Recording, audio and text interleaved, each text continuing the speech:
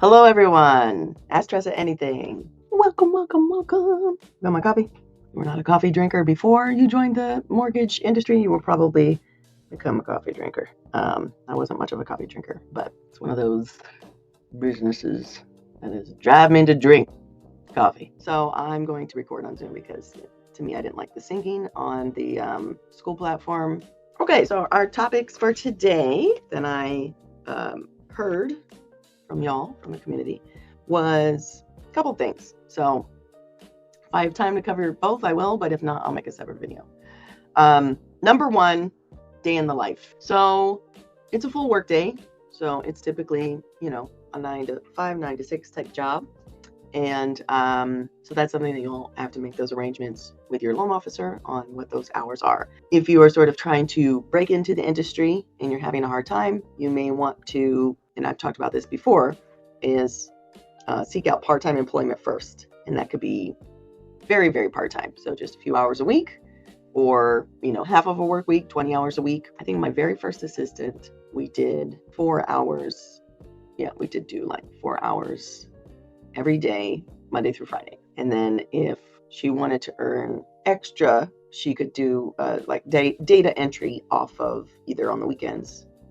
She was a mom, so she could do that at night when the kids were in bed, or on the weekends. And those were things that she didn't need in my supervision. It was strictly data entry. So we had that arrangement as well. When you start your day, pro tip, and this is for any industry you work in, if you're assisting someone or you're trying to manage, you're doing project management, is you want to plan your day the day before. So if it's a Monday, you would have already planned your day on Friday before you left your desk. So it should be part of your shutting down ritual. As you're ending the day, your last task of the day is to plan tomorrow, or to plan the next working day. So I'll walk you through sort of a miniature checklist of how you should plan that day if you are a loan officer assistant, if you're a processor, if you're somebody that's supporting a loan officer. Deadlines first. So as you're reviewing the pipeline, what is the most urgent? What is something that has a ticking time feature, meaning something is due on a certain day and that's coming up this next week, or even the next 2 weeks. Deadlines first. What loans have an expiration date? If you don't know what an expiration date is, hit me up. Expiration date has to come first. Close of escrow or close of contract, purchase contract date, loan contingency dates, appraisal contingency dates. All loans have deadlines on them for some reason or another. They may have just one deadline, and that's the expiration date. It may have multiple deadlines throughout the process. You should have already created either a checklist or a calendar of all your dates for that particular file when everything is due. And you can either put that in your CRM, you could put it on an actual calendar. But as you're setting up tomorrow, even myself, yesterday, I said, okay, at 9 o'clock, I have Ask Tressa Anything. I even put, 8:30 prep. I had some technical issues, so that was that.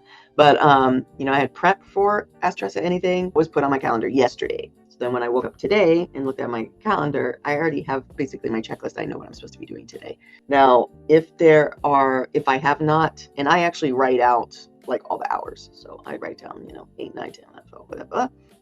If there's things that I just leave it blank, then that's when I'll go to my to-do list or my task list. That's where you got to put your deadlines on there first. Deadlines first. Your loan officer is not going to be happy with you if you are not managing those deadlines. Take that off their plate, out of their head.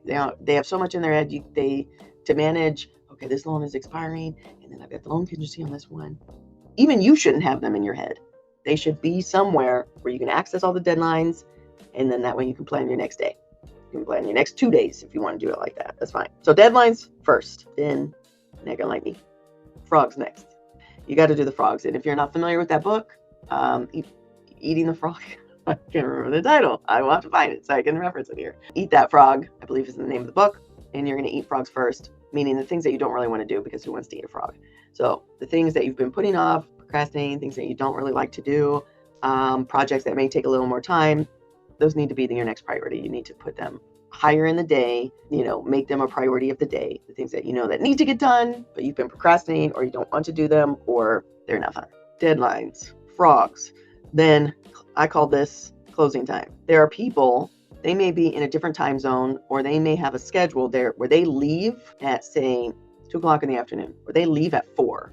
I know there's a company that I used to work with, like a credit company, if I needed something on a credit report fixed, or if I needed help with a credit report, I better call them before 4 because of the time zone they were in. They were shut down. I couldn't get them till the next day. So that's something that as you're planning your day and you know, oh, I better call them by this time. If it's an underwriter, even a customer, they say, oh, I'm going to be in meetings. You will not be able to catch me after whatever time or between these 2 hours. So anything where, and you can kind of see a theme here. It's like deadlines. Because you may work until 6, but there may be other people that only work till 5. So there's things that you can do after 5 where you don't need to talk to them on the phone. But if there's people that you need to catch, that needs to be on your priority list. And then save all the easy stuff, the lone brain activity stuff for the end of the day. Okay, so the stuff that you like doing. Me, I like labeling, naming documents. That's a very easy task. I'm not going to do that during the high activity point of the day. That's something that it doesn't require a lot of brain activity for me. It's something that I normally delegate to an assistant, but if it's something where I'm like, I kind of feel like doing something where I don't really have to use my brain too much. Maybe it's cleaning up emails. Sure, cleaning up some emails people maybe didn't respond back to, get back to those things. So that's how you sort of organize your priorities. Now let's talk about what does it really look like? So that's you planning out your day. And so you need to, if you've heard of things like time blocking or scheduling your day, that is an ideal, right? Where you are like, okay, at 8 o'clock I'm going to do this, at 9 o'clock I'll do this, at 10 o'clock I'll do this.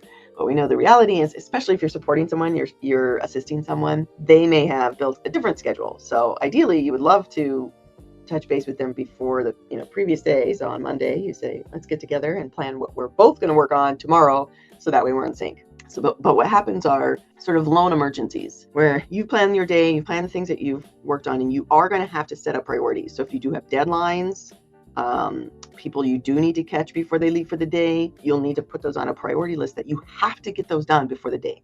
But then leave space for these emergencies that pop up. Oh, someone forgot to do X, Y, and Z on a loan, or a loan just got suspended today because the underwriter said, they're unclear on the income and they need a written VOE. Oh, we better jump on that. So anything where your loan officer is now nervous, agitated, someone's calling them. So it's either a borrower, client, customer calling them, and that's giving them stress and anxiety, or it may be a business partner. So it could be a real estate agent, CPA, someone that refers them business, and they are also calling upset. And so that's going to trickle down to you. And so their stress, their anxiety is now they're going to want to offload to someone and say, oh, you need to take care of this for me. So don't take on the energy of the stress. Try to take on just the task or the problem and say, okay, let's get to the bottom of what's the problem? What do we need the solution to look like? Let's figure out a way to get there without taking on that energy. I think that's something that's a muscle you have to practice, because depending on your personality type, you might take on someone else's stress or energy. And that's something I had to learn. It got to the point where loan officers would be so stressed. Tressa, I need you to work on this, this, and this, that I would, shoulders down, relax. I would hear them. I would repeat back, this is what you need me to do, right? You need it done by what time? When do we need to have this resolved? When do you want updates, etc.? And I'm speaking in such a way that they would get offended that I was not as stressed as they were. And they would say, are you taking this seriously? Yeah, no, I'm taking this seriously. But in order for me to execute on the plan, I have to remain calm and I have to take in all the information so that I can execute the plan. So I'm not going to be like this as I'm listening to you, because I need to execute the plan for you and get results. So give me the problem, what you want the outcome to be, whatever the timeline is, the time constraints. When you want updates, who needs to be updated? Take it from there. I'll get back to you. You got to give me time though. This just came to me. I had a plan for the day. So I'm going to shuffle stuff around. We'll take on this emergency. We're going to come up with something. So that's kind of day in the life. As you may come in, start the day, grab your coffee, check your emails. You look at the plan that you made the day before and say, okay, these are all the things I had planned today. I'm going to get to executing that plan. And then someone may come in with an emergency. You also want to gauge and triage emergencies. So when they come in, once you find out what that timeline is, if they say, we have, today happens to be a Thursday, we have got to have an answer by the end of the day tomorrow. Okay, so you got a little bit of time. You don't necessarily have to drop everything you're doing right now. here's a perfect example. Last night I was talking to some, it wasn't last night, it was like, I just say last night because kind of in the day it was like 4 o'clock. So I'm driving, so it's 4 o'clock, and there's 2 real estate agents that are working on a listing together, and they have some potential buyers. But there have been challenges with the HOA. There are challenges with the condo, and they are not sure what kind of loans any buyers could get on this particular condo because of the challenges. So I'm asking them a lot of different questions. What about this? What about that? What about the financials, deferred maintenance? At the end of the call, I said, well, I will start working on this when I get back to my desk. So I'm driving. There's things I'll need you to send me so that I can work on it. So you can text or email them over to me. So that way, when I get back to my desk, I can work on this. And when I got back to my desk, I texted them and said, hey, I am now back in the office. I can start working on this. And very kindly, that real estate agent said, Tressa, we can tackle this tomorrow. So I said, okay. So I'll put it on my list because I thought, okay, I can put it on my brain. I can just put it on my list for tomorrow. And that's the plan. So that way I'm not taking on the energy of their stress. So that's my main advice. Don't necessarily take on the energy of someone else's stress. In order to de-escalate that is ask a lot of questions. That will happen with customers too. This is a stressful time if they're buying a house. It is a very high stress situation where someone may be using their life savings or they're getting a loan for hundreds of thousands of dollars in order to buy something for hundreds of thousands of dollars. It's high stress. So that's not minimizing or negating someone else's stress. It's just not, in my opinion, my humble opinion, it is not helpful to the situation if stress is taken on from one person and passed to another, and that person now has a hard time operating, hard time executing on a plan or working because they are now filled with stress. So it's already a very high stress situation. So let's try to de-escalate it and regulate our bodies by asking a lot of questions. When does something need to be done? What is the consequence if something is not fixed? Is someone losing their deposit? Their initial deposit on this house, if we do not fix this by this date. So we need to have timelines. We need to have clarity on what thing needs to get done so that we can execute efficiently and minimize stress and minimize us passing on that stress to someone else. So if you're communicating to, say, an underwriter or a processor and say, we forgot that X, Y needed to be done. I now have some parties that are very stressed, very anxious about this not closing on time or us not meeting a deadline. How soon can we get this done? Because the consequence is if we do not get it done by this date, we want to build in a buffer. They could lose $10,000. And we want to make sure we're protecting that $10,000. So once you have that entire picture, then you can communicate to other people in a calm way. We need to get this done because here's the consequence. But you just speaking in an anxious way doesn't necessarily make someone move any differently.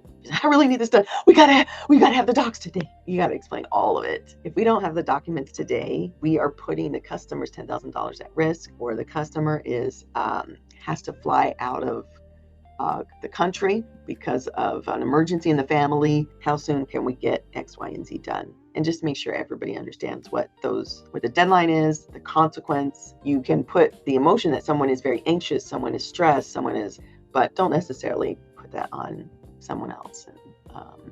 Because there's, companies are working on hundreds, if not thousands of customers every day. There's one thing if emergencies pop up, urgencies pop up, there's things that were not planned that pop up, but to put stress on people because of someone else's poor planning, that's not necessarily fair.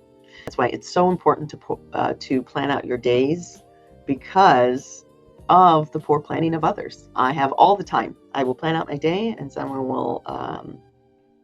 Yesterday, someone called me and said, "I need a pre-approval as soon as possible because we now found the perfect house." Even though they could have planned in advance, right? They could have planned, I'm going to probably buy a house, sometime this year. Let me get my affairs and my finances in order so that if I see the right place, I can move on it. But instead, people get caught up with the romance of buying a house, and they look through Zillow and they go to open houses and they find that part's fun. And then when someone hits them with the reality of, well, unless you're buying this house cash, you need to get approved for a loan. They're like, what I got to do? I got to get approved for a loan? Tressa, hurry up, drop everything and pre-approve my loan right now. Is that really an emergency? Yes, it's an urgency, It's a loan that we could possibly get because we weren't planning on getting that loan. So that's a nice financial surprise. But rushing will lead to, excuse me, rushing leads to mistakes, right? And that's happened to me. I've rushed so much because I got caught up in, they want to close fast, I got to do this, blah, blah, blah, that then I missed something that then derailed the whole thing when I could have just slowed down, planned it out, asked more questions, then I wouldn't have the same stress I have today. So someone stressing out yesterday could lead to my stress tomorrow if I'm not taking that time to plan, right? All right, continue to reach out with your questions, your concerns, your requests for tutorials about things. I'm here to help.